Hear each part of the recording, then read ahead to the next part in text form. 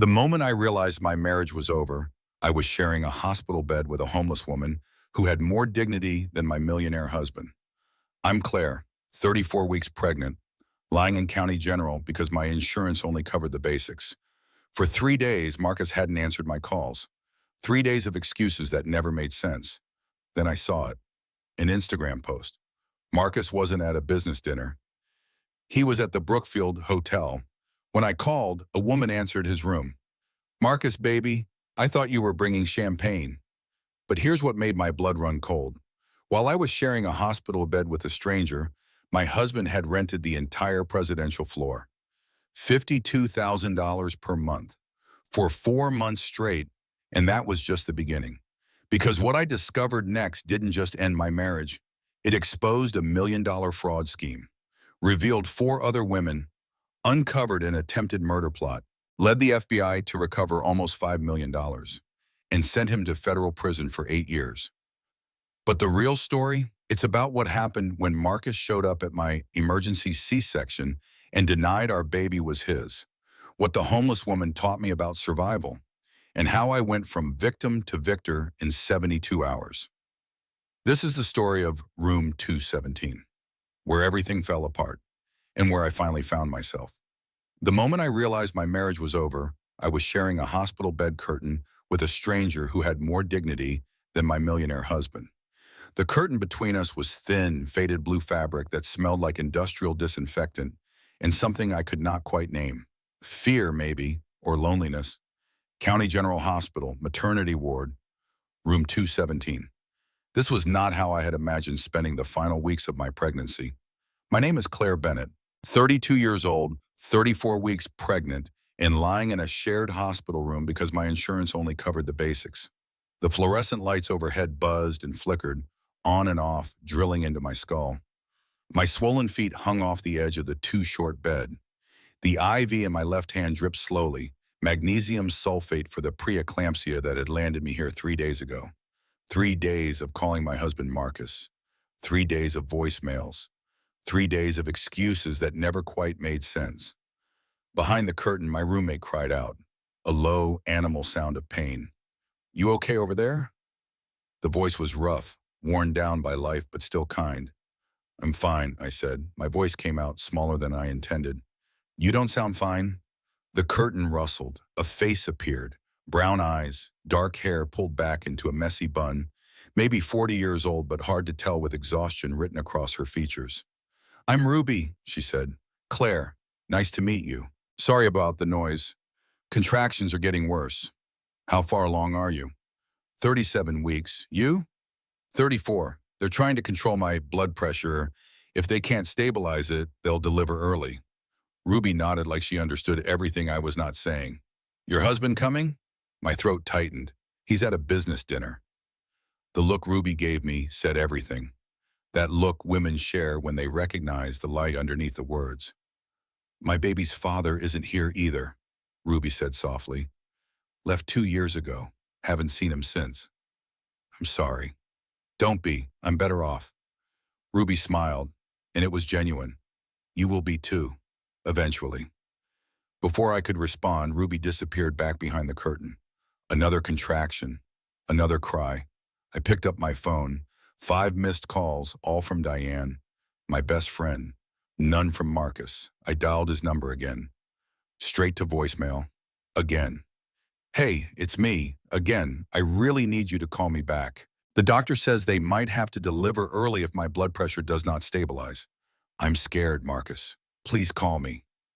I hung up, stared at the phone, willed it to ring. It did not ring. Instead, a notification popped up. Instagram. Someone had tagged Marcus Bennett in a post. My finger hovered over the notification. I should not look. Looking meant not trusting.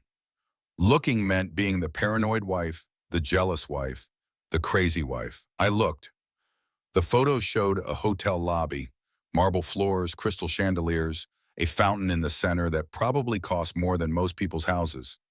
The caption read, "Best stay ever at the Brookfield Hotel, living my best life." The Brookfield Hotel, downtown, 30 minutes away. Marcus was not at a restaurant. He was at a hotel. My heart hammered. The blood pressure monitor on my finger beeped a warning. The nurse would come soon, tell me to calm down, tell me stress was bad for the baby. I could not calm down. My fingers moved before my brain caught up. I opened the browser, searched for the Brookfield Hotel, found the contact number. The phone rang twice. A smooth, professional voice answered.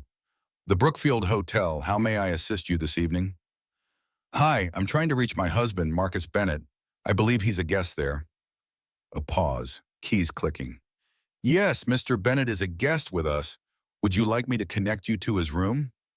The words felt like ice water down my spine. Guest, not attending a dinner, a guest. Actually, I said, my voice shaking now, can you tell me what room he's in? I need to send him something. I'm not able to give out room numbers, ma'am, but Mr. Bennett has reserved our presidential floor for the month. Would you like me to transfer you to the private line? The phone slipped from my hand, clattered against the bed rail, bounced, hit the floor, presidential floor, for the month. I bent down slowly, carefully.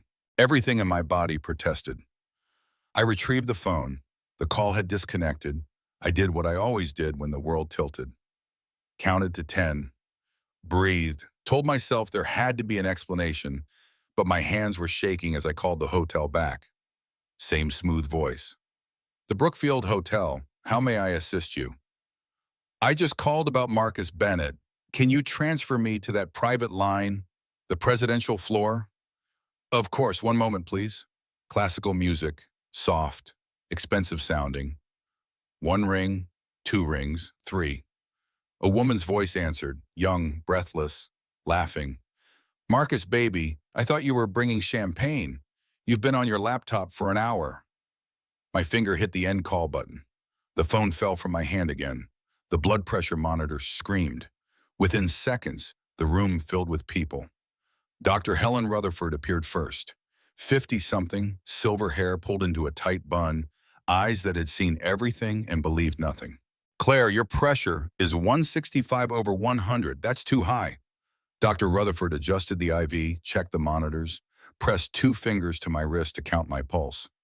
What happened? She asked. Nothing. Your body says otherwise. I'm fine. Dr. Rutherford pulled up a chair, sat down, made direct eye contact. I've been an obstetrician for 27 years. I can tell when a patient is lying. What happened? My eyes burned. Don't cry. Don't be that woman. Don't be weak. My husband, I whispered. He's not at a business dinner. Where is he? At a hotel. With someone else. I heard her voice. Dr. Rutherford's jaw tightened. I see. He rented the presidential floor for a month. I'm here in a shared room, and he rented an entire floor. The doctor stood, walked to the small window overlooking the parking lot. Orange streetlights cast shadows across her face. Claire, I need you to listen to me very carefully. Your blood pressure is dangerously high. If it goes higher, you could have a seizure. Your baby could be in distress. We might have to deliver tonight. Do you understand? I nodded. Do you have support, family, friends, anyone who can be here for you? Because right now, your body is in crisis. My phone buzzed. I grabbed it, hoping. Maybe Marcus. Maybe an explanation. A text from Diane. Girl, where are you? You're not answering. Getting worried. Not Marcus. Never Marcus. I have a friend, I said. Naomi. She'll come. Call her now. After the doctor left, I sat in the dark. The only light came from the monitors. Green glowing numbers, heartbeats, oxygen levels, blood pressure slowly decreasing as the medication worked. Ruby's voice drifted through the curtain. You still awake? Yes. I heard. I'm sorry. It's okay. No, it's not. Ruby's silhouette shifted behind the curtain. But you know what? You're stronger than you think. I can tell. You've got that strength that doesn't show until you need it. And you're gonna need it. I did not feel strong. I felt broken. But I opened my phone and texted Diane, Bahas. I need you. County General, room 217, please come. The response came immediately. On my way. Diane Brennan arrived at 4:30 in the morning, still wearing her courtroom suit from the previous day. Navy blue, perfectly tailored. immigration lawyer, partner at her firm by 33. She had driven straight from her office where she had been prepping for a deportation hearing. She took one look at my face and said, "What did he do?"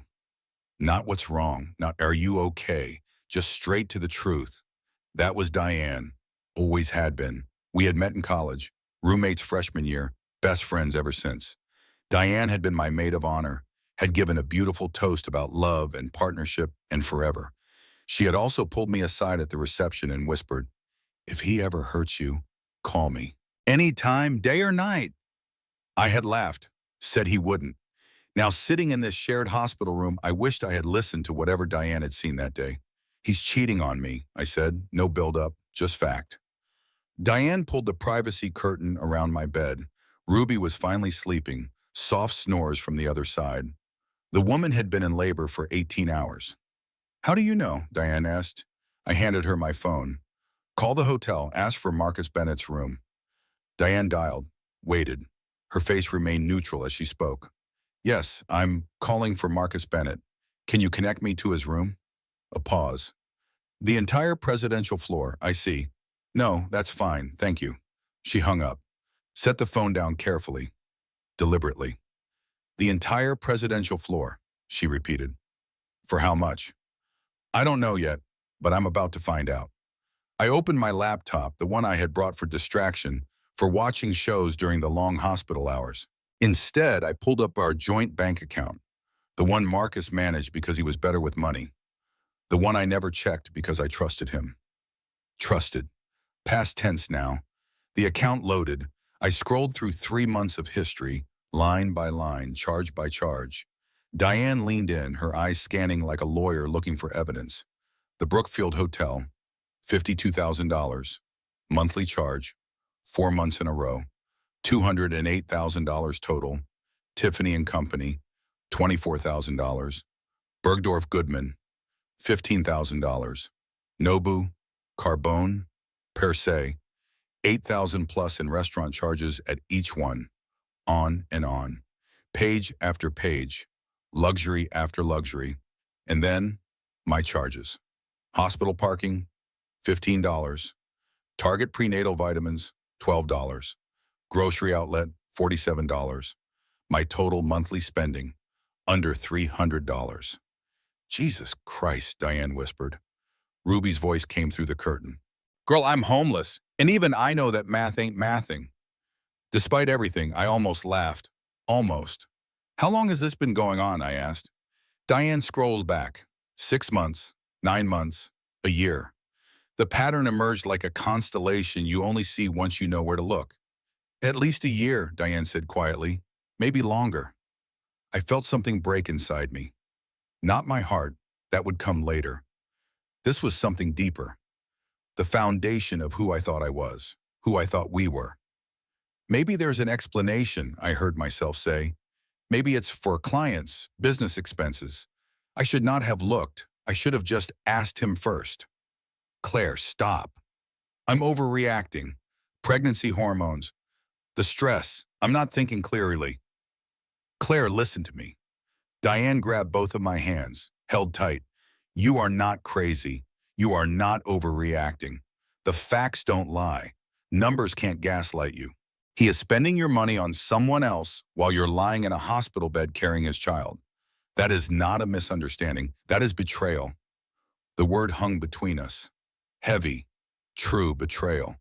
I pulled my hands away, wrapped my arms around my belly, around the baby who kept kicking, who did not know yet that his father was a liar. What do I do? First, you take screenshots of everything.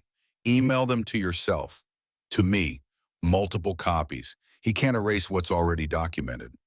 He would not erase anything. Are you sure about that? I was not sure about anything anymore. We spent the next hour documenting everything, every charge, every hotel stay, every restaurant. Diane created a spreadsheet, organized by date, by amount, by category. She was methodical, professional, the kind of friend who does not just sympathize, who acts. "Total spending on what appears to be affair-related expenses," Diane said, fingers flying across her laptop. $137,000 over the past year. The number did not feel real, too large, too impossible. And you're in a shared hospital room, and Diane continued, because your insurance is the cheapest HMO available, while he's renting entire hotel floors. He always said we needed to be smart with money, that his company was in a growth phase, that we should live below our means for now. Apparently his means and your means are very different. The sun started to rise. Orange light crept through the window. Nurses changed shifts. The hospital woke up. Carts rattled in hallways. Phones rang at nurses' stations. Life continued, indifferent to personal catastrophes. Diane stood, stretched. Her suit was wrinkled now, makeup faded, but her eyes were sharp. Alert, already planning. I need to make some calls, she said. Get some information. There's someone you should talk to. Who? A divorce attorney, best one I know, Tom Gallagher.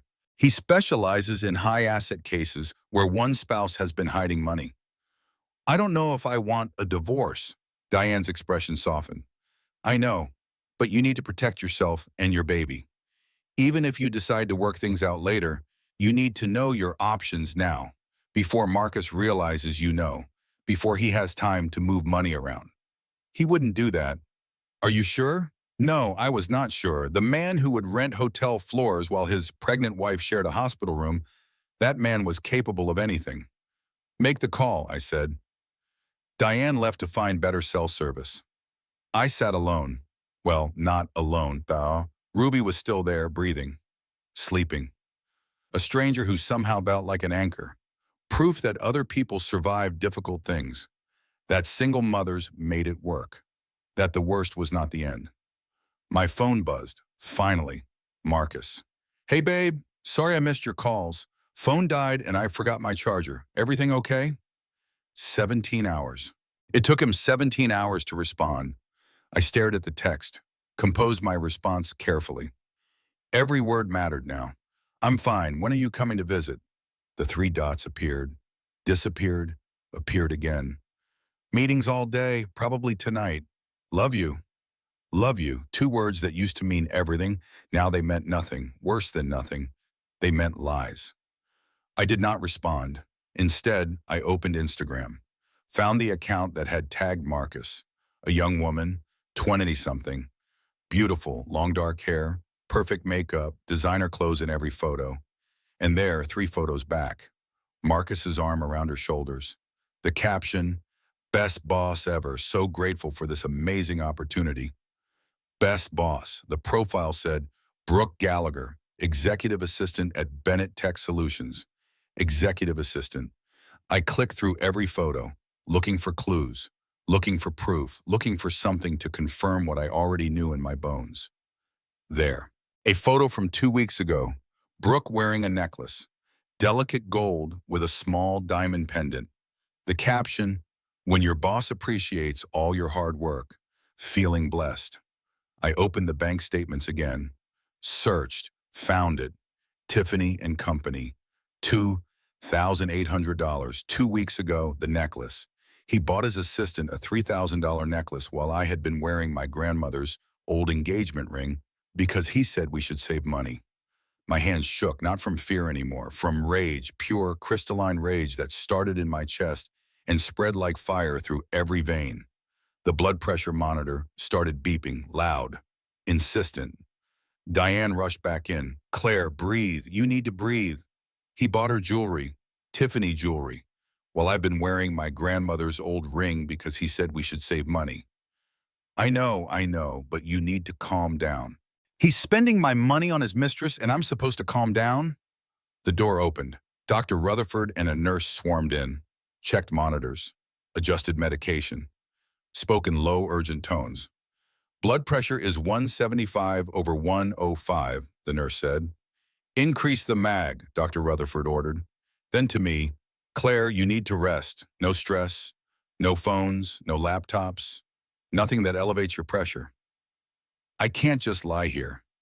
You can and you will, unless you want to deliver today at 34 weeks with an underdeveloped baby who will spend weeks in the NICU. That got through. The image of my baby, too small, too early, struggling to breathe. I nodded, lay back, closed my eyes, but I could not unsee what I knew, could not unknow the truth. Behind my eyelids, numbers scrolled. Charges, hotels, jewelry, all adding up to one impossible fact. My husband had been living two lives, and I had been too trusting to see it. Ruby's voice drifted through the curtain, soft, knowing. You know what saved me when I finally left my ex? Anger. Not sadness, not fear. Anger. Anger gets you out of bed, makes you fight. Sadness makes you stay. Remember that. I remembered. Marcus arrived at 6 p.m., not 8 like he had promised. 6. 3 hours early, I was ready. Diane had gone home to shower and change, but would be back. Ruby was in labor again, nurses attending behind the curtain, and I was staring at the ceiling, counting tiles, trying not to think. But when Marcus walked through the door, carrying flowers, expensive roses, all the practice evaporated. He looked good. Damn him. $5,000 suit, hair perfectly styled, tan from a weekend he had claimed to spend at a tech conference, but had actually spent at the Brookfield with someone else. He looked rested, happy, comfortable, while I lay in a hospital bed, swollen and exhausted and betrayed. Hey, sweetheart, Marcus said. That voice, the one he used for clients, for charm, for manipulation. I brought you flowers, thought they might brighten up this depressing room. He looked around, saw the shared space for the first time, wrinkled his nose. God, this place is terrible. Why didn't you ask for a private room? Insurance doesn't cover private rooms. It's like $20 a day. I would have paid the difference. $20. He was worried about $20 while spending $52,000 on a hotel suite. I said nothing, let the silence stretch, waited. Marcus set the flowers on the windowsill, pulled the chair close, reached for my hand. I moved it away, subtle but deliberate. His eyes narrowed, just for a second. Then the smile was back. You okay? You seem tense. I'm fine. Blood pressure doing better? It's been better. Good, that's good. He glanced at his watch. Expensive, new. I did not recognize it. Listen, I can't stay long. I have a dinner meeting at 8. But I wanted to check on you. Make sure you and the baby are okay. Here it was, the moment. I could let it go, pretend everything was fine, wait for tomorrow's meeting with the attorney Diane had found. Or I could confront him now. Get it over with. I had never been good at waiting. Where were you really last night? I asked. Kept my voice level, neutral, just asking a question. I told you, business dinner. At the Brookfield Hotel? Marcus's expression did not change, did not flicker. Perfect control. That's where the restaurant is, the new one on the top floor. Investors love it. You weren't at the restaurant, you were in a room, on the presidential floor. Now the mask slipped, just a fraction. How do you know that? Were you checking up on me? It's our joint account. I'm allowed to see the charges. That's my money, Claire. My company, my income. Your name is on the account as a courtesy. You don't get to interrogate me about how I spend it. The words hit like slaps. His money, courtesy, as if 6 years of marriage meant nothing. As if being pregnant with his child meant nothing. $52,000, I said, 1 month for an entire floor. It's for clients, for meetings. The company needs to impress people. Brooke Gallagher isn't a client. She's your assistant. Marcus stood, fast, towered over the bed, used his height, used his presence. Intimidation tactics I had never noticed before. Who told you that? I did not answer. Did someone come here? Who's been talking to you? It doesn't matter who told me. Is it true? You don't understand how business works. Sometimes you have to keep people happy, keep them close. Brooke has connections, relationships with potential investors. Her presence is valuable even if she's not in the office every day. She answered your phone last night, told you to come back to bed. Silence. Complete. Deafening. Marcus's face changed. The charm disappeared. What was left was cold, calculating. This was who he really was. You called my room. It's supposed to be our room, Marcus. We're married. You're paranoid. I heard her voice. You misheard. You're stressed. Pregnancy hormones make you irrational. There it was, the gaslighting, making me doubt my own senses, my own reality. I had done this 1,000 times before. Made myself smaller. Started apologizing. Felt crazy for even questioning him. But not this time. I'm not irrational, I said, voice steady, clear. I know what I heard. I know what I saw in the bank statements. I know everything. Marcus's expression shifted again, from denial to anger, pure undiluted rage. You had no right to go through my finances. There are finances.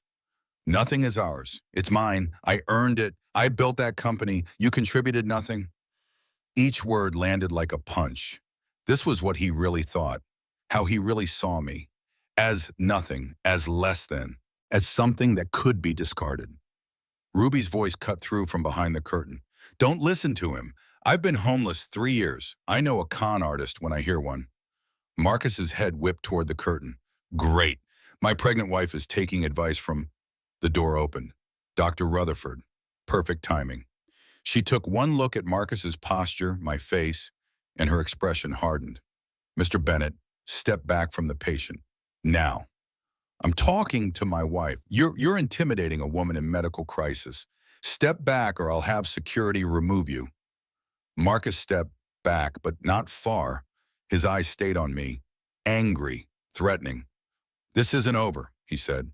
Yes, I said, it is. Get out. Claire, get out before I have security remove you. He left, but at the door he turned back. One last shot. You'll regret this. You have no idea what you just started. Remember who pays for everything, who owns everything. You'll end up with nothing. And the door slammed behind him. My hands shook. The blood pressure monitor screamed. Dr. Rutherford and the nurse rushed in, checked vitals, adjusted medication, spoke in urgent tones. 175 over 110, the nurse said. Damn it, Dr. Rutherford muttered. She increased the IV flow. Claire, you need to calm down. He threatened me. I heard. I'll document everything. But right now, you need to breathe. Your baby's heart rate is elevated. We can't have you going into early labor. I breathed, counted, focused. Slowly, the numbers came down. My heart rate decreased. The baby's distress eased.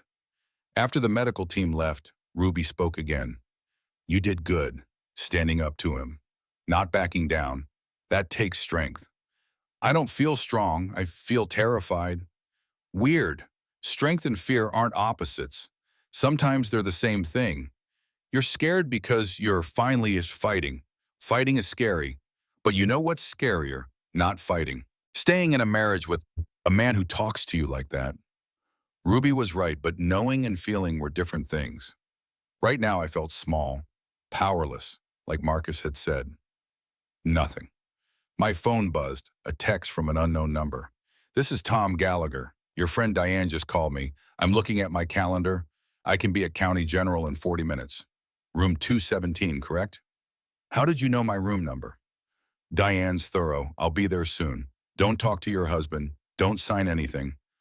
Don't move any money yourself. Understand? I understand. Good, we're going to fix this. He hung up. I set the phone down. My hands were not shaking anymore. The rage had crystallized into something harder, colder, more useful, determination. Ruby's voice again, softer now, gentler. That's what I'm talking about. That's the anger I told you about. Hold on to that. You're going to need it. I would hold on to it, because Ruby was right. Sadness made you stay. Anger got you out the door, and I was done staying. Tom Gallagher arrived 38 minutes later. Early 30s, sharp suit, sharper eyes, carrying a leather briefcase that probably cost more than my car. He took one look at the shared room and his jaw tightened. Mrs. Bennett, Claire, please. He pulled the chair close to my bed, sat, opened his briefcase, pulled out a legal pad and 3 pens, lined them up precisely, organized, methodical. Diane sent me everything she has so far. I've already started drafting emergency motions, but I need you to walk me through the timeline. When did you first suspect? Last night I saw a social media post. He was tagged at the Brookfield Hotel. The presidential floor, 52,000 a month. For how long? The statements only show 4 months, but I don't know before that. Tom made notes. Quick, efficient handwriting. We'll subpoena the full records. What else? I told him everything. The phone call, the woman's voice, the bank statements, the jewelry, Brooke Gallagher's Instagram profile, the confrontation tonight, Marcus's threats. Tom listened without interrupting. When I finished, he set down his pen. Okay, here's what we're dealing with. Your husband is having an affair with an employee. He's using marital assets to support that affair. And based on the Instagram profile showing her as his executive assistant, he may be using company funds as well. Did I miss anything? This morning, the hospital administrator came in, said my insurance was terminated. Marcus is the primary policyholder. He removed me from coverage. Tom's pen stopped midair. I'm sorry, what?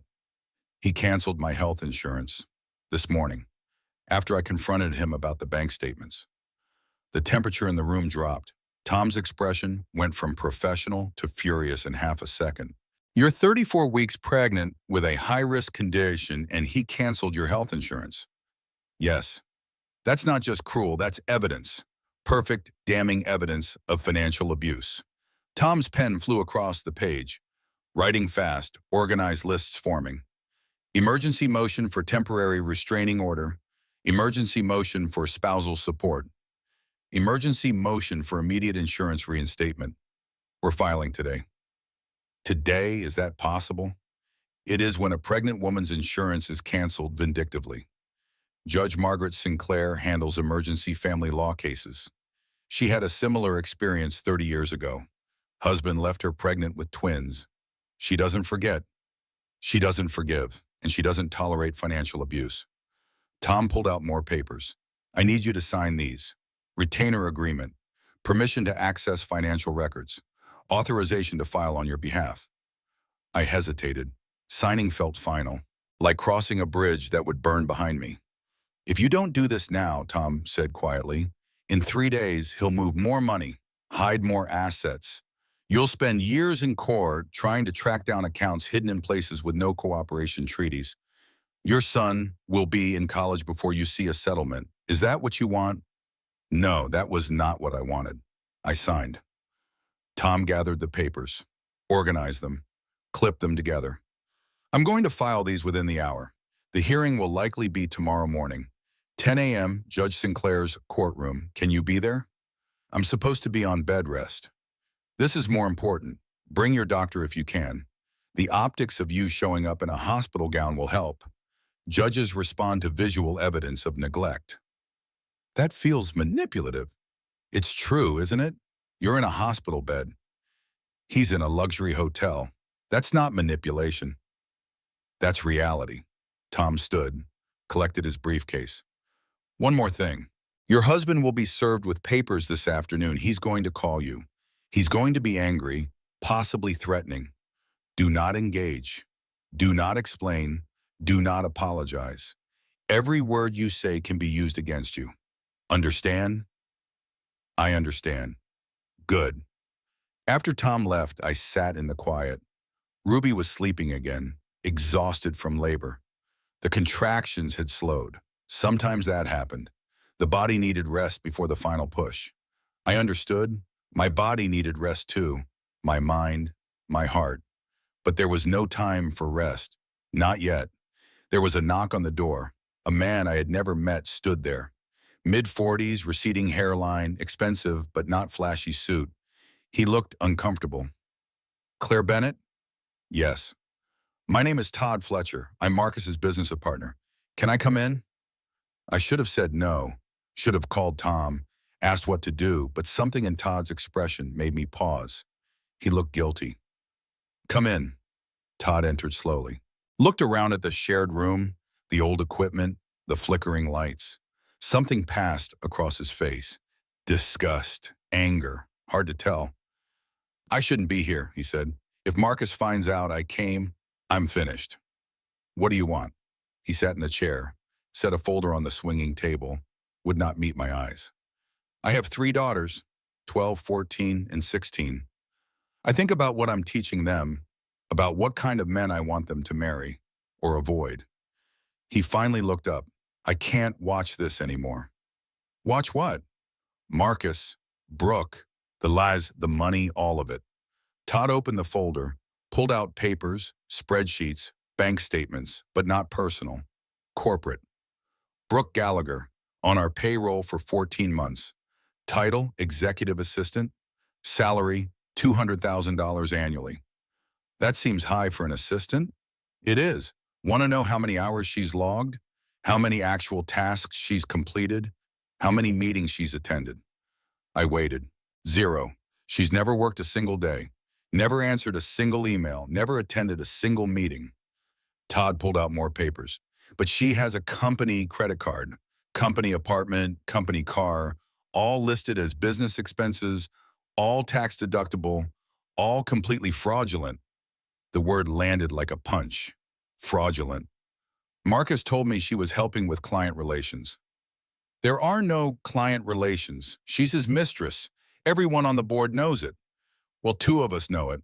The others suspect but don't want to rock the boat. The company's doing well.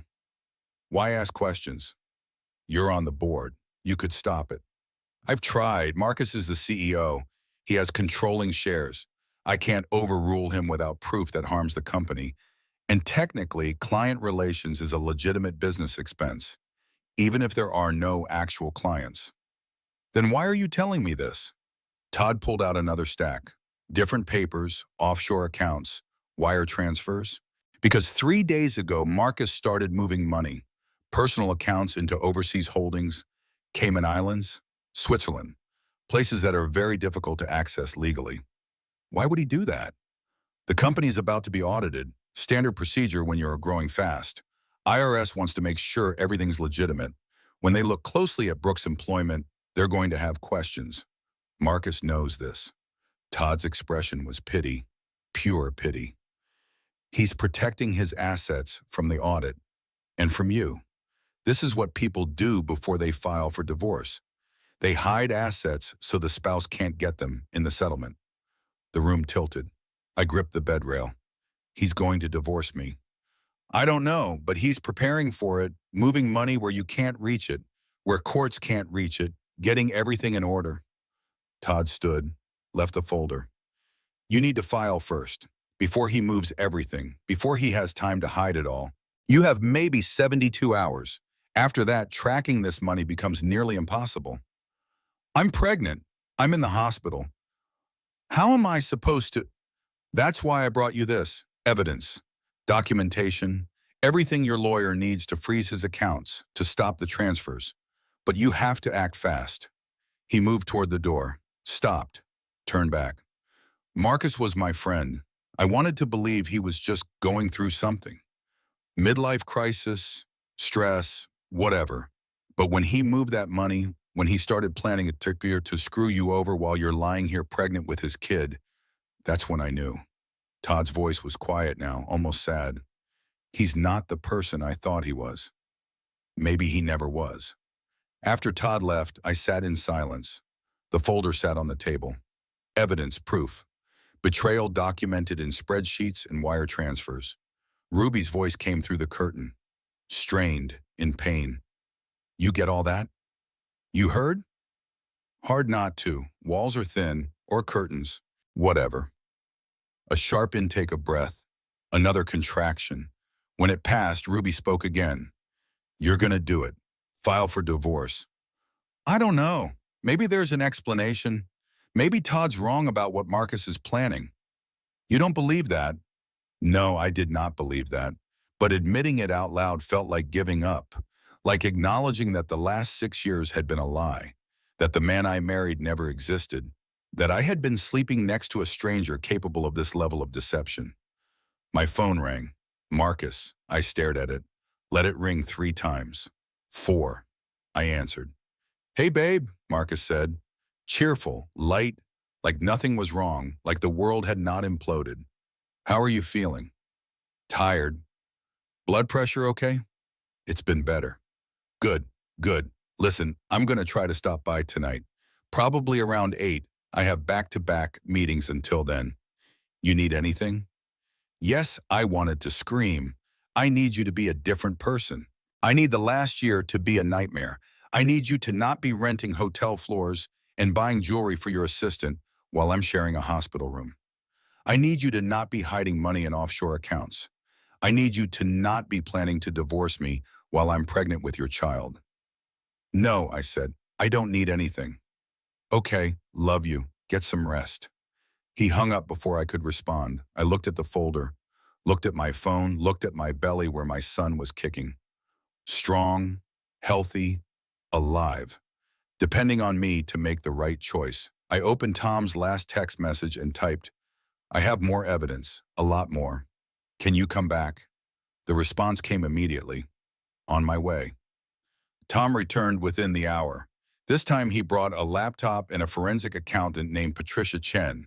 Patricia was 60-something, gray hair and a no-nonsense bob, reading glasses on a chain. She looked like someone's grandmother.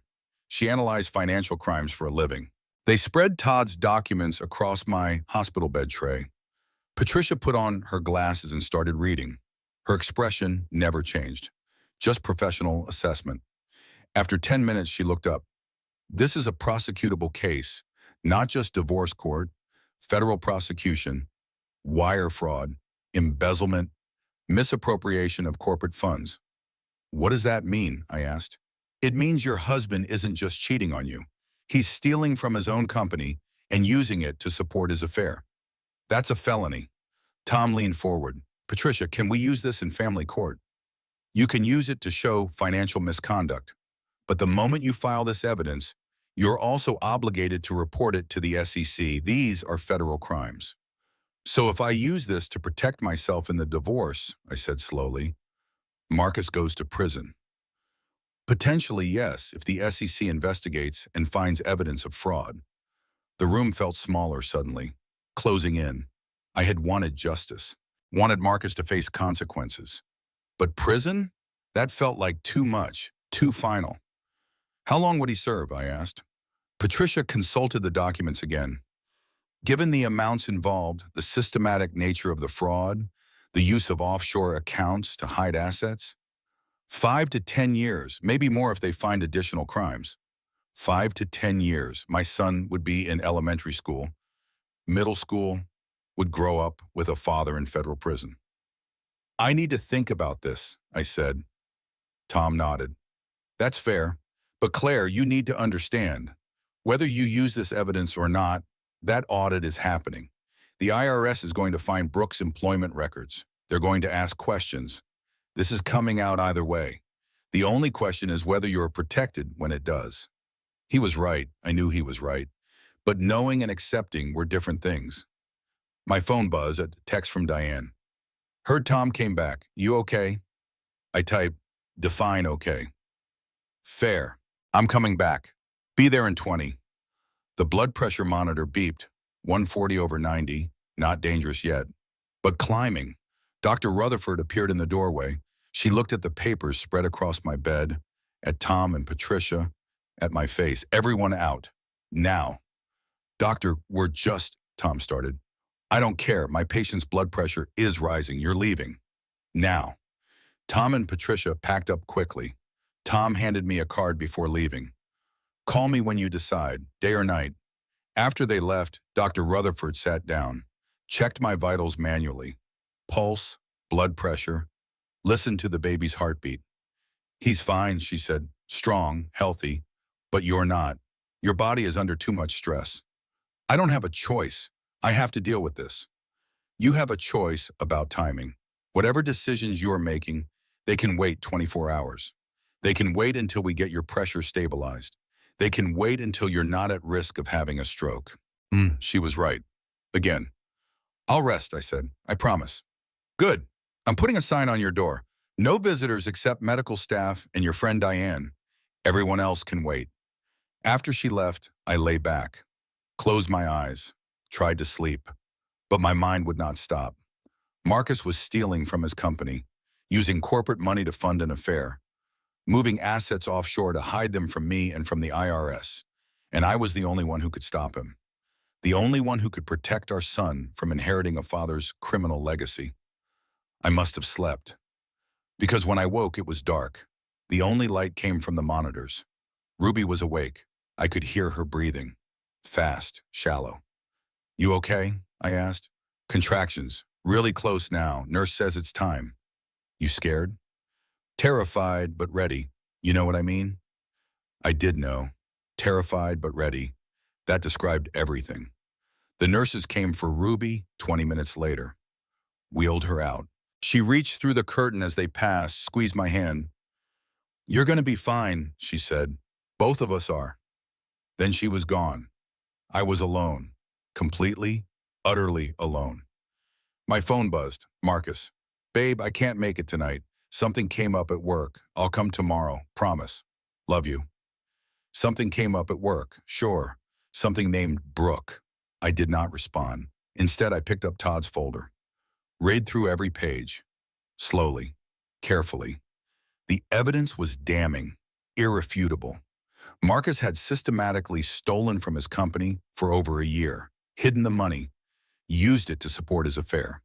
This was not a mistake, not a midlife crisis, not stress. This was calculated, planned, deliberate. And I had a choice. I could use this evidence, protect myself and my son, but send Marcus to prison. Or I could stay silent, let the audit happen naturally, but risk losing everything in the meantime. There was a third option, one I had not considered until now. I could warn him, give him a chance to make it right, return the money, end the affair, be the husband and father he should have been all along. But that meant trusting him again. And trust, once broken, is almost impossible to rebuild. I was still thinking when the pain started, sharp, low in my belly, different from the usual pregnancy discomfort. The blood pressure monitor started screaming. I reached for the call button. Everything happened fast after that. Dr. Rutherford, nurses, urgent voices, hands checking, adjusting, preparing. "Your blood pressure is 190 over 115, someone said. "We need to deliver now." "But I'm only 34 weeks. "The baby's in distress. We can't wait." They wheeled me fast. Hallways blurred, fluorescent lights strobed past. Diane appeared from somewhere, running alongside. "I'm here. I'm right here." We burst through double doors into the operating room. Bright lights, cold air, the smell of antiseptic. Terror crystallized into clarity. This was it. My son would be born in minutes. And then Marcus appeared. He came out of nowhere, blocked the gurney's path. Security was there, but not fast enough. Marcus's hands gripped the rails. "You're not taking my son," he said. "Sir, step aside. This is a medical emergency." Dr. Rutherford's voice was steel. She manipulated the judge, lied about everything. "I want a paternity test before my name goes on any birth certificate." The words were knives, each one sharper than the last. I found words I did not know I had. "You canceled my insurance, tried to hide our money, and now you want a paternity test?" I laughed. It hurt. Everything hurt. "Test him. Test the baby. Test the DNA. While you're at it, test your girlfriend for basic human decency." Security moved Marcus aside. He fought, shouted, "You'll get nothing. Nothing. That's my company. My money." The operating room doors closed. Cut off his words. Cut off his voice. Silence. Blessed silence. Dr. Rutherford appeared above my face, behind a surgical mask, but her eyes were kind. "Let's meet your baby." The surgery happened fast. I felt tugging, pressure, no pain, just sensation. Distant, like it was happening to someone else's body. And then a sound, the best sound, a baby crying. "He's here," Dr. Rutherford said. "He's perfect." They lifted him up over the curtain, just for a second, long enough for me to see. Wrinkled, red, furious at being evicted. Perfect, absolutely perfect. "Hi, baby," I whispered. "Hi, Owen. I'm your mom." They took him to be cleaned, measured, checked. I lay on the table while they stitched me back together, layer by layer, skin, muscle, all the parts that had been opened to bring him into the world. Diane appeared beside me, tears streaming. He's beautiful. He's so beautiful. Is he okay? He's perfect. 6 pounds, 4 ounces, 18 inches. All fingers and toes accounted for. Breathing on his own. Everything looks good. They wheeled me to recovery, brought Owen to me, placed him on my chest, skin to skin. He rooted immediately, found my breast, latched, nursed like he had been doing it forever. Look at him go, the nurse said. Natural-born eater. I looked down at my son. My son. The word felt strange and right. This tiny person who depended on me for everything. Who would grow up knowing his father tried to deny his existence? Who would have questions I did not know how to answer yet? But right now, none of that mattered. Right now, he was here, safe, healthy, alive. I promise you something, I whispered, so only Owen could hear. You will never wonder if you are loved. You will never be used as a weapon. You will know what it means to be protected. I don't know how I'm going to do this alone, but I'll figure it out. For you. Owen's eyes drifted closed. Milk drunk, content, trusting. My phone buzzed. Tom. Heard about the delivery. Congratulations. Also, Marcus was just arrested for violating the restraining order and attempting to interfere with medical care. He's spending the night in county jail. Sleep well. I did sleep well. For the first time in months, I slept without fear. I woke to Owen crying, that newborn cry that sounds like the world is ending. The night nurse helped me sit up, positioned pillows, helped Owen latch. You're doing great, she said. Most first-time moms struggle more than this. My body knows what to do, even if my brain doesn't. She laughed. That's exactly right. Trust your instincts.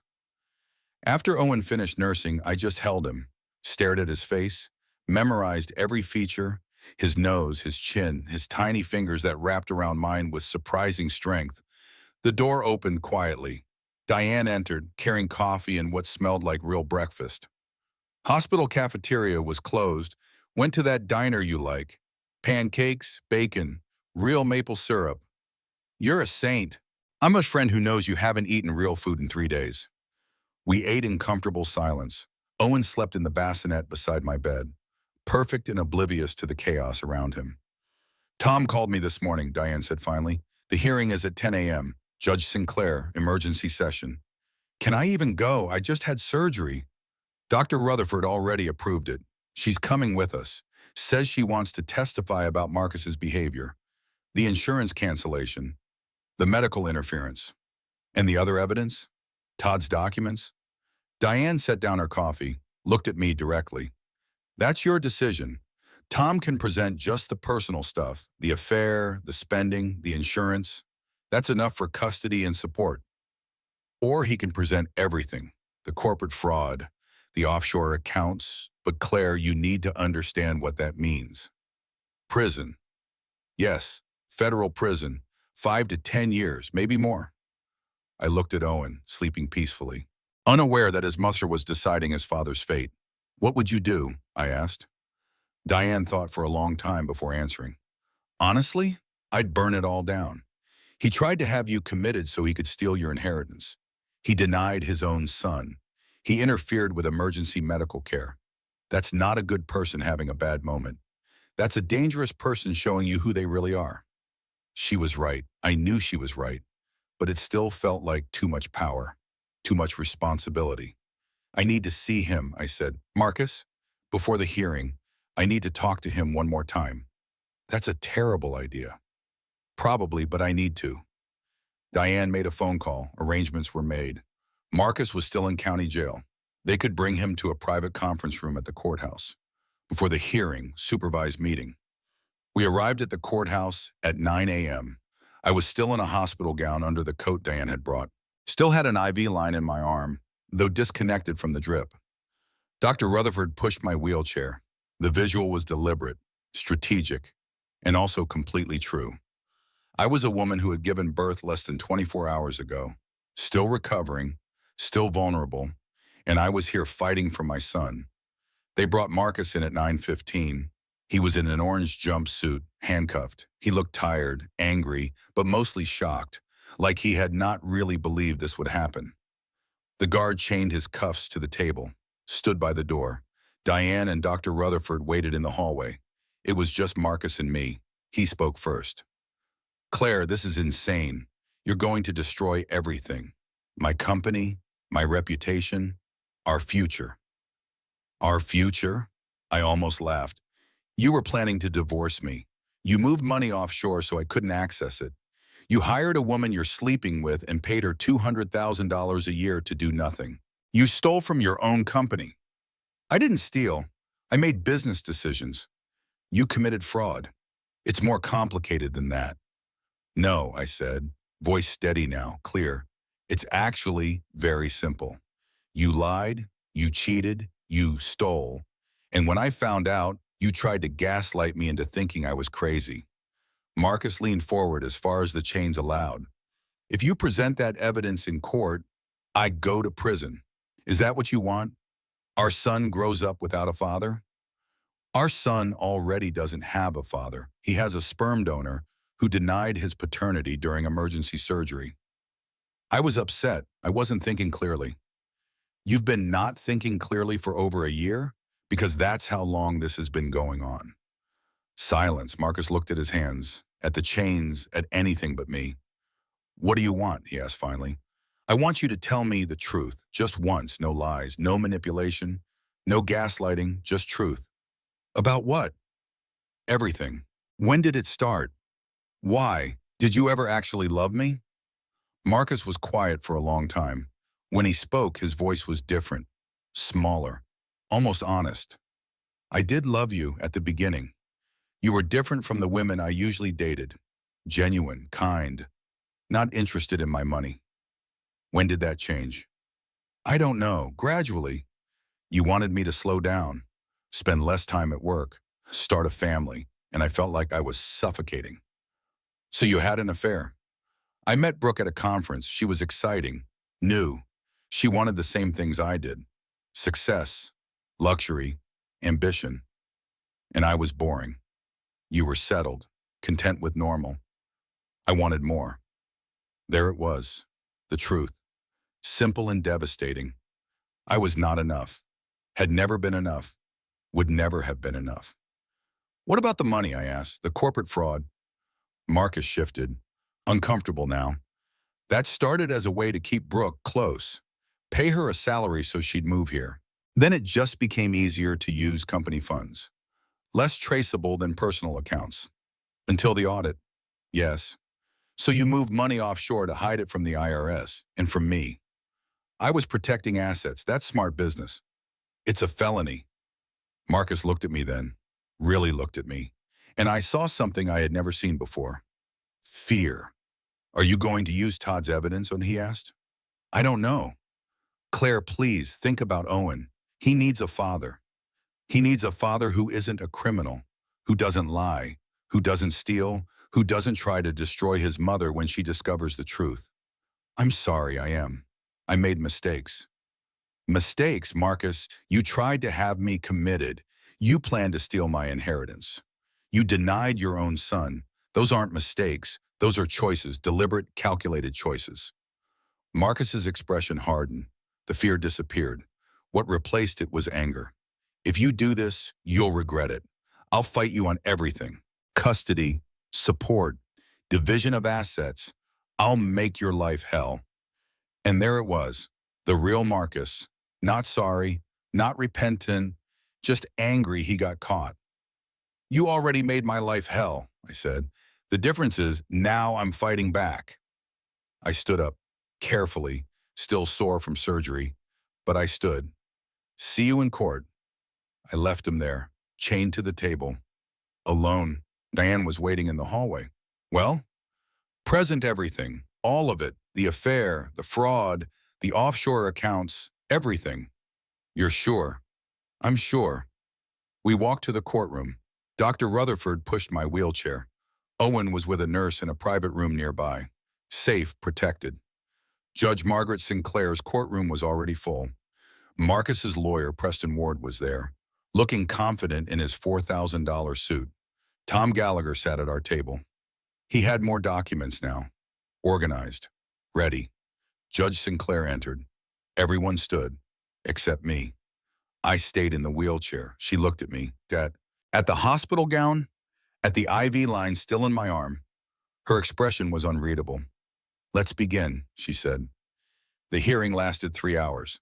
Tom presented everything: the bank statements showing luxury spending, the hotel receipts, the jewelry purchases, Brooke Gallagher's employment records showing zero work performed. Then he presented Todd's evidence: the offshore accounts, the wire transfers, the systematic theft from Bennett Tech Solutions. Preston Ward objected repeatedly. Judge Sinclair overruled him every time. Dr. Rutherford testified about the insurance cancellation, about Marcus interfering with emergency surgery, about the risk to both me and Owen. "In my 27 years as an obstetrician," she said, "I have never seen such callous disregard for a pregnant woman's health and safety. The insurance cancellation alone could have killed both mother and baby." Preston tried to paint me as vindictive, emotionally unstable, motivated by revenge.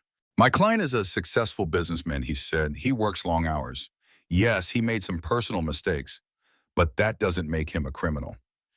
"He embezzled over $1 million from his own company," Tom said. "That's not a personal mistake. That's a federal crime." The judge called a recess. We waited in a conference room. Diane paced. Tom reviewed his notes. I nursed Owen and tried not to think about what came next. After 30 minutes, we were called back. Judge Sinclair looked tired, angry. She had been reading through documents during the recess. "I've reviewed all the evidence presented," she said. "Mr. Bennett, stand up." Marcus stood, Preston beside him. "Did you rent the presidential floor at the Brookfield Hotel for $52,000 per month?" "Yes, but did you employ a woman named Brooke Gallagher as an executive assistant, paying her $200,000 annually while she performed no actual work?" "She had valuable connections." "Yes or no, Mr. Bennett?" "Yes." "Did you open offshore accounts and transfer over $1 million 3 days ago?" Preston whispered to Marcus. Marcus hesitated. "Yes." "And did you cancel your wife's health insurance yesterday while she was 34 weeks pregnant with a high-risk condition?" "It was a misunderstanding. Yes or no, sir?" "Yes." Judge Sinclair made notes. The scratching of her pen was the only sound in the courtroom. "Here's my ruling. Full custody to Mrs. Bennett. Mr. Bennett will have supervised visitation only, 2 hours twice per week. No overnight visits until the child is at least 2 years old, at which point we'll revisit based on Mr. Bennett's behavior and involvement."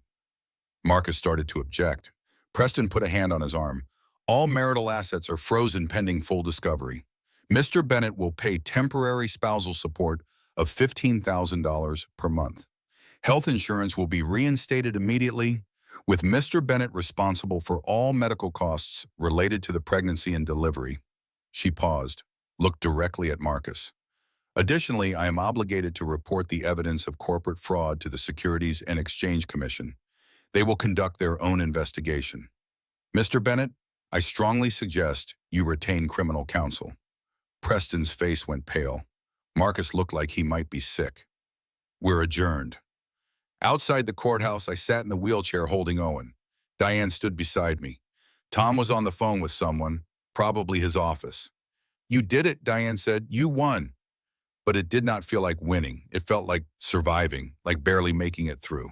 Marcus appeared at the courthouse exit with Brooke. She had been sitting in the back of the courtroom. I had not noticed until now. They were arguing, voices rising, people staring. "You said this wouldn't happen," Brooke said. "You said you had everything under control."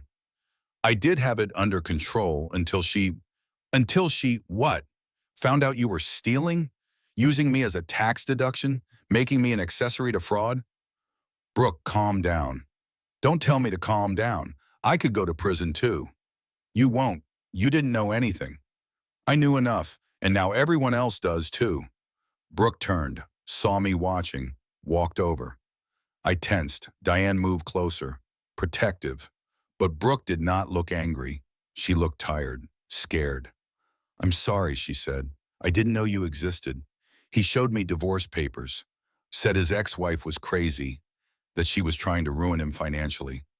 I believed him. "He's very convincing," I said. 2 days ago, I saw the court documents online. Your name, emergency hearing, pregnant wife. I've been sleeping with a married man, living in an apartment he paid for with stolen money, wearing jewelry that should have been yours. Why are you telling me this?" Brooke pulled an envelope from her purse, handed it to me. "Everything he told me, everything we did, dated, witnessed, for your lawyer." Marcus appeared behind her, grabbed her arm. "What are you doing?" "I'm done." Burlek pulled away. "I'm not going to prison for you. I'm not going to lie to federal investigators to protect you. I'm out." "You can't just watch me." Brooke walked away, just left him standing there, exposed, abandoned by his accomplice. Marcus looked at me, that rage again, that entitlement. "This is your fault, all of it. If you had just stayed quiet, just accepted things, none of this would have happened." "You're right," I said. "If I had stayed quiet, you'd still be stealing, still lying, still making me feel crazy for questioning you. So yes, this is my fault. I finally stood up for myself. I finally fought back, and I won." Security was approaching. Marcus saw them, started backing away. "This isn't over," he said. "Yes," I said, "it is." They escorted him off the courthouse steps. He was shouting, threatening appeals, threatening lawsuits. His voice echoed and faded. I opened the envelope Brooke had given me, read the first page, detailed account of every lie Marcus told her, every expense he paid with company money, every hotel stay, every dinner, every gift, and all else documented, dated, witnessed. "This is devastating," Tom said, reading over my shoulder. "With this and Todd's financial records, the SEC case is airtight. Marcus is going to prison." "How long?" 5 to 8 years, maybe more if they find additional crimes."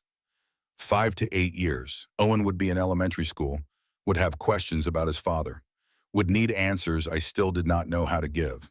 But that was a problem for future Claire. Right now, present Claire had won, had protected her son, had stood up for herself when it mattered most. "Let's go home," I said. Fall arrived early that year. By October, the leaves were already turning, orange and gold against a bright blue sky. I pushed Owen's stroller through the park near our new apartment. It was smaller than the house I had shared with Marcus. 2 bedrooms, modest, but it was mine, paid for with the temporary spousal support Judge Sinclair had ordered.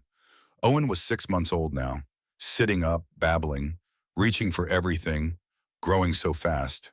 Diane walked beside me, carrying coffee from the shop on the corner. "How's work?" she asked. "Good, really good. We got the grant approved. $2 million for homeless outreach and transitional housing. We're expanding to 3 new cities." "That's incredible." "And guess who I hired as our new LA coordinator?" "Who?" "Ruby. Remember Ruby? From the hospital?" Diane's face lit up. "That's perfect. How's she doing?" "Amazing. She got approved for permanent housing, 2-bedroom apartment in a rent-controlled building. She's taking night classes at community college too. Business administration. Says she wants to run her own nonprofit someday." "She will." We walked in comfortable silence. Owen made happy sounds at the birds, at the bees, at the world around him. "You ever hear from Marcus?" Diane asked. "Through lawyers only. The SEC investigation is ongoing. Looks like he's pleading guilty to avoid trial. His attorney's trying to negotiate down from 8 years to 5. And Brooke? Disappeared. Witness protection, maybe. Or just disappeared. Nobody knows." We found a bench, sat, watched Owen try to grab his own feet through the stroller straps. "Can I ask you something?" Diane said. "Do you regret it? Presenting all that evidence? Sending him to prison?" I thought about it. Really thought. "No," I said finally. "He made his choices. I just made sure he faced the consequences. That's not revenge. That's accountability." "You ever think about dating?" I laughed. "God, no. I'm barely managing single parenthood and a full-time job. When would I even have time?" "Eventually. Someday. Maybe. When Owen's older. when I've healed more, when I trust my own judgment again. You will. My phone buzzed. A text from an unknown number. Hi, Claire. This is Patricia Chen, Tom Gallagher's forensic accountant. The Victim Compensation Fund was approved. You'll be receiving $1.7 million. Your lawyer will have all the details next week. Congratulations. I stared at the number. $1.7 million. Financial security. Forever. No more worrying about rent, about childcare costs, about what would happen if I lost my job. Freedom. Real freedom. What is it? Diane asked. I showed her the text. Holy shit, she said. Claire, that's life-changing money. I know. What are you going to do with it? I don't know. Save most of it for Owen's future. Maybe buy a house, a small one, something that's really ours. Owen started fussing, hungry, always hungry at this age. I picked him up, held him close. He immediately started rooting, looking for food. Hang on, buddy. Let's get somewhere more comfortable. We walked back to my apartment. Diane came up, helped me get settled on the couch with Owen nursing. You know what's wild? Diane said. 6 months ago, you were in a hospital bed, sharing a room with a stranger, thinking your life was over. And now look at you. New job you love, beautiful baby, financial security. You did this. You survived and built something better. She was right. I had survived, had fought, had won. But more than that, I had found myself, the person I was always supposed to be. Strong, independent, unafraid. The prison door had been unlocked all along. I had just needed to be brave enough to walk through it. After Diane left, I sat with Owen as evening fell. He had fallen asleep nursing, his little face peaceful, trusting. You know what I learned, baby boy? I whispered. People will tell you that suffering makes you stronger, that trauma builds character, that what doesn't kill you makes you better. That's garbage. I looked out the window. The city lights were starting to come on, Los Angeles stretching endlessly. You know what really makes you stronger? Choosing to survive, choosing to fight, choosing yourself even when everyone says you should choose someone else, even when society says marriage is sacred and divorce is failure. Choosing yourself anyway. That's strength. Owen stirred, settled, kept sleeping. Your father thought money made him powerful, but here's what he never understood. Real power isn't money. Money helps. Money provides security and options. But real power is knowing your worth isn't negotiable. Knowing you deserve basic respect and honesty and kindness. Real power is walking away from anyone who treats you like you're less than. I stood carefully, walked to Owen's nursery, laid him in his crib. He grabbed his little stuffed elephant, the one Ruby had given him, held it close. I won't lie to you, single motherhood is hard. Some days I'm exhausted. Some days I'm scared. Some days I look at everything I need to do and I want to cry. Some days I do cry. I touched his soft hair, felt him breathe. But every single day I'm free, and that's worth everything I lost. Everything I'll never have. Every fairy tale ending I thought I wanted, because I have something better. I have myself back. I have you. I have a life that's mine. I walked back to my room, climbed into bed. The sheets were cool, the pillows soft. The bed was empty, but not lonely. I had learned the difference. Loneliness was feeling alone even when someone was there. What I had now was solitude, chosen, peaceful, full of possibility. As sleep came, my last thought was this. The woman in the shared hospital bed felt like someone from another life, someone I barely recognized. That woman had been afraid, uncertain, apologetic for existing. This woman was not afraid anymore. She was free, and freedom was the only victory that truly mattered. 3 weeks after the victim compensation notification, I received a call from Tom. The SE's investigation concluded, he said. Marcus is pleading guilty. Sentencing is scheduled for next month. What's the recommended sentence? 8 years federal prison, wire fraud, embezzlement, misappropriation of corporate funds. The judge was not sympathetic. Is he asking me to write a victim impact statement? Actually, yes, the prosecutor thinks it would be powerful, coming from you, about how his actions affected you and Owen. I thought about standing in front of a judge, describing the betrayal, the gaslighting, the medical endangerment. I'll do it, I said. The sentencing hearing was scheduled for November 15th, a cold Tuesday morning, rain threatening but not yet falling. I dressed carefully, professional but not expensive. I wanted to look like myself. Diane came with me. Tom met us at the courthouse. Marcus's family is here, Tom warned. His mother, his sister, they might try to approach you. Let them. We entered the courtroom. Marcus was already there. He looked older, thinner. Prison orange did not suit him. He saw me. Our eyes met. I saw something there I had not seen before. Shame. Maybe. Or maybe I was just seeing what I wanted to see. The judge entered. Everyone stood. Judge Richard Morrison, federal court, no-nonsense reputation. United States versus Marcus Bennett, the judge said. Mr. Bennett, you've entered a guilty plea to multiple counts of wire fraud and embezzlement. Is that correct? Yes, Your Honor. Before I issue sentencing, I'm going to hear from the victims. First, Claire Bennett. I walked to the podium. My hands shook slightly. I steadied them. Read from the statement I had written and rewritten a dozen times. 6 months ago, I was lying in a hospital bed, 34 weeks pregnant with a high-risk condition.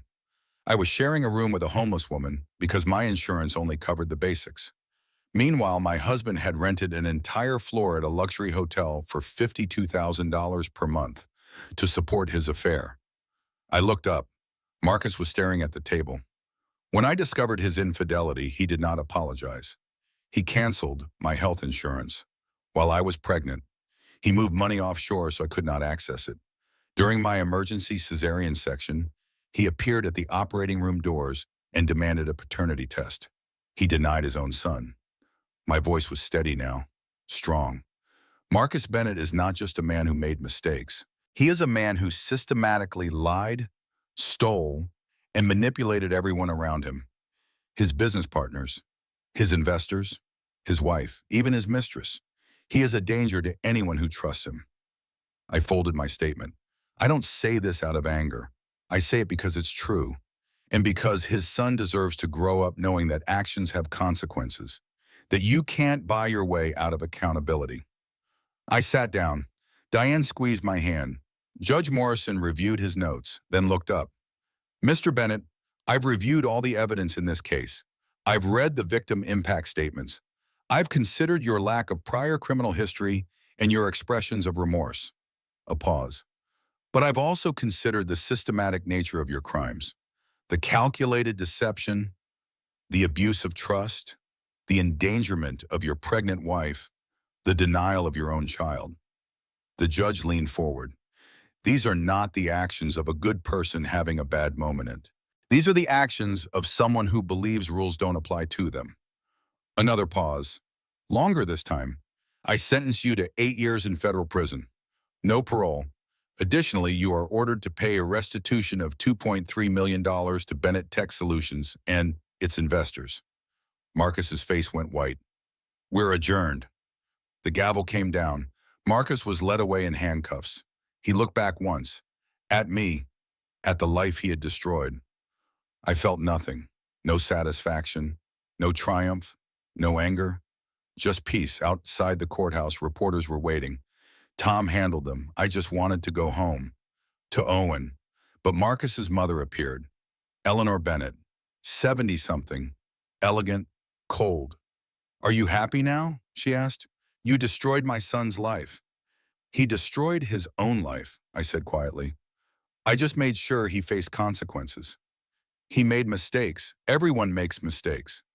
He committed crimes. He hurt people. He chose to do those things. Eleanor's expression was pure contempt. You're vindictive. You always were. I told Marcus not to marry you. You weren't good enough for him. Diane stepped between us. Mrs. Bennett, you need to leave. Now. Eleanor left, but not before one final shot. That baby isn't even his. Everyone knows it. The words should have hurt, should have made me angry, but they just bounced off. Meaningless noise from a bitter woman protecting her criminal son. I turned to leave. Then my phone buzzed. Unknown number. I almost didn't answer. But something made me. Hello? Claire? A man's voice. Unfamiliar. This is Detective Sarah Chen with the FBI Financial Crimes Unit. We need to talk about your victim compensation fund. My stomach dropped. What about it? Can you come to our office? Today? It's urgent.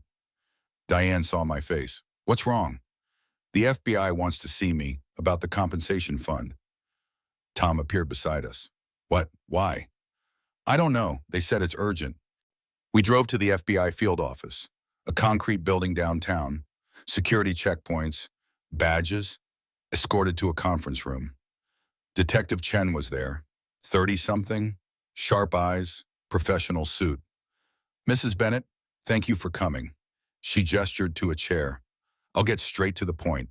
During our investigation into Marcus Bennett's financial crimes, we discovered something. She pulled out a folder, opened it. Your husband had offshore accounts. We knew that. What we didn't know was that he had been moving money for years, not months. Years. How many years? 7, since before you were married. The words hit like a punch. 7 years, our entire marriage. The total amount we've recovered is significantly higher than initially reported. How much higher? Detective Chen slid a document across the table. I looked at the number, $4.2 million. This doesn't include the $2.3 million in restitution he owes to the company, Detective Chen continued. This is money he stole from multiple sources over 7 years. Money he hid in accounts under fake company names. Money that legally belongs to you as marital assets acquired during the marriage. I couldn't speak, couldn't breathe. After legal fees, taxes, and victim compensation processing, you'll receive approximately $3.1 million, in addition to the $1.7 million already approved. Diane grabbed my hand. That's almost $5 million, she whispered. There's one more thing, Detective Chen said. She pulled out another document. Marcus Bennett attempted to contact you 3 days ago. A letter, sent from county jail before his transfer to federal prison. She handed me an envelope, already opened, inspected by authorities. We needed to clear it for security purposes, but it's addressed to you. You don't have to read it if you don't want to. I stared at the envelope. Marcus's handwriting, my name in his familiar scrawl. Can I take it, I guess?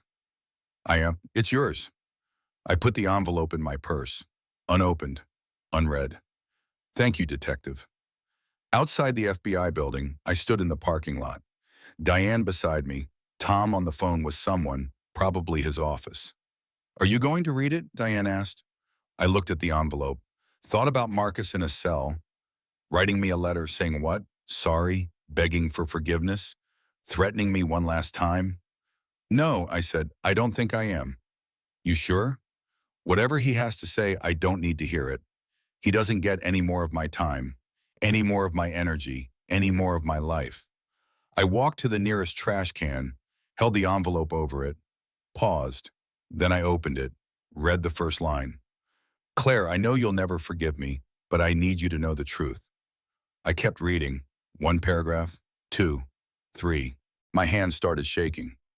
What does it say? Diane asked. I handed her the letter, watched her face change as she read. Oh my God, she whispered. Claire, this changes everything. The letter was simple, direct, honest in a way Marcus had never been.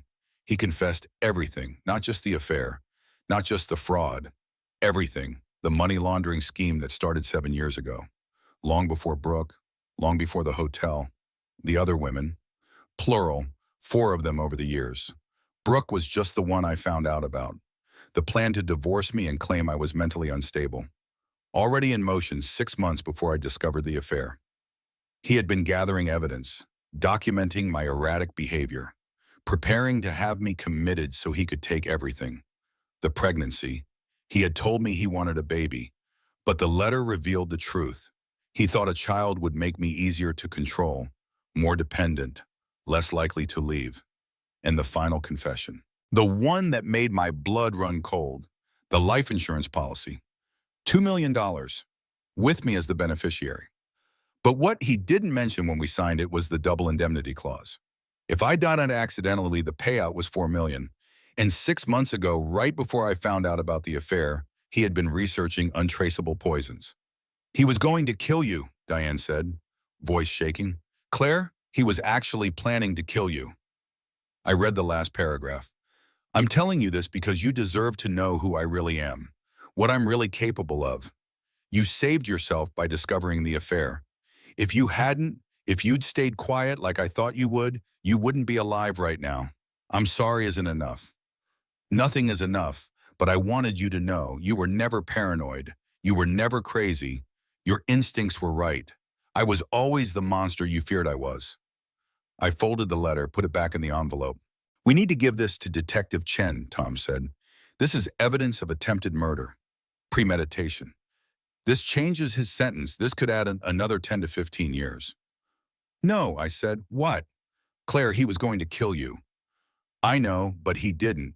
He failed. And now he's in prison for 8 years. That's enough. That's not enough. He deserves life in prison. Maybe, but I deserve peace, and peace means letting this go, moving on, living my life without him in it, even as a victim, even as evidence. I'm done. I looked at the envelope, at the confession, at the proof that my instincts had been right all along. He doesn't get to be the biggest thing that ever happened to me, good or bad. He doesn't get to define my story, I do. I walked to the trash can. This time I didn't hesitate. I dropped the letter in, watched it fall. Let's go home, I said. I have a son waiting for me and a life to live. 1 year later, the leaves were turning, gold and orange against blue serum. Owen was 18 months old now, running, laughing, saying full sentences that made my heart explode. We were at the park, the same park where I used to walk when everything was falling apart. But everything was different now. Mama, look! Owen pointed at a dog, a golden retriever. I see him, baby. He's beautiful. Dog, duck. A woman approached, pushing a stroller. I recognized her immediately. Ruby. Claire, oh my God, Claire! We hugged, tight, long, two women who had survived the worst and come out the other side. You look amazing, I said, and she did. Hairstyled, clean clothes, confident. So do you. Is this Owen? Yes, Owen. Say hi to my friend Ruby. Hi, Owen waved, then ran off to chase the dog. I can't believe it's been a year, Ruby said. So much has changed. How's Isabella? Perfect. Talking nonstop, just like her mama. Ruby laughed. And I have news. Big news. Tell me. I got approved for the nonprofit, helping homeless mothers find housing and jobs. We officially launched last week. Ruby, that's incredible. And I want you on the board, if you're interested. I didn't even hesitate. Yes, absolutely yes. We sat on a bench, watched Owen play, talked about life, about transformation, about how far we'd both come from that hospital room. You ever think about that night, Ruby asked, or room 217? All the time. That was the night everything changed. For both of us, Ruby smiled. Rock bottom was the best thing that ever happened to me. Showed me who I really was, what I could survive. Same. My phone buzzed, a notification from my real estate agent. Offer accepted. Congratulations on your new home. I showed Ruby the message. You bought a house? 3 bedrooms, small yard. Nothing fancy, but it's mine. Really mine. That's amazing. When do you move in? Next month, just in time for Owen's 2nd birthday. We sat in comfortable silence. 2 survivors, 2 fighters, 2 women who refused to let their worst moments define them. Can I tell you something? Ruby said. That night in the hospital, when you were lying there, pregnant and betrayed and scared, I thought you were the bravest person I'd ever met. I wasn't brave, I was terrified. Bravery isn't not being scared. Bravery is being scared and doing it anyway. And you did. You stood up to a man who tried to destroy you. You protected your baby. You saved yourself. You saved yourself too. We saved each other. That's what women do. We survived together. Owen ran back, climbed into my lap, sweaty and happy and perfect. Love you, Mama. Love you too, baby boy. My phone buzzed again, a text from Diane. Turn on the news, Channel 7, now. I pulled out my phone, found the live stream. A reporter stood outside a federal courthouse. Behind her, people were being led out in handcuffs. Breaking news in the Bennett Tech Solutions case. Federal prosecutors have arrested 3 more individuals in connection with the fraud scheme that sent CEO Marcus Bennett to prison last year. Among those arrested, Bennett's former attorney Preston Ward, charged with helping to hide assets and obstruct justice. The camera zoomed in, Preston Ward in handcuffs, his expensive suit rumpled, his confident expression gone. Prosecutors say this is the largest white-collar crime bust in state history. Total fraud estimated at over $15 million. More arrests expected. I turned off the phone. "Everything okay?" Ruby asked. "Everything's perfect." And it was. Marcus was in prison. His accomplices were being arrested. Justice was still being served. But more importantly, I was free. Free from lies, from manipulation, from fear. Free to raise my son in peace, to build a life that was mine, to choose myself every single day. That evening, after Owen was asleep, I sat in my apartment, our apartment, for 1 more month. Then we'd move to the house, start fresh, new memories. I opened my laptop, started writing, not for court, not for lawyers, just for me, for Owen when he was older. The story of how I survived, how I fought back, how I won. I wrote one sentence, then another. The words flowed, and when I finished hours later, I saved the document. The title was simple. The prison door was always unlocked. Because it was. I just had to be brave enough to walk through it. I climbed into bed, the empty bed that no longer felt lonely, just peaceful, quiet, mine. And I slept, deeply, without fear, because I had learned the most important lesson. The best revenge isn't destroying your enemy. It's building a life so good they become irrelevant in it. Marcus was in prison, but I was free, and freedom was the only victory that truly mattered.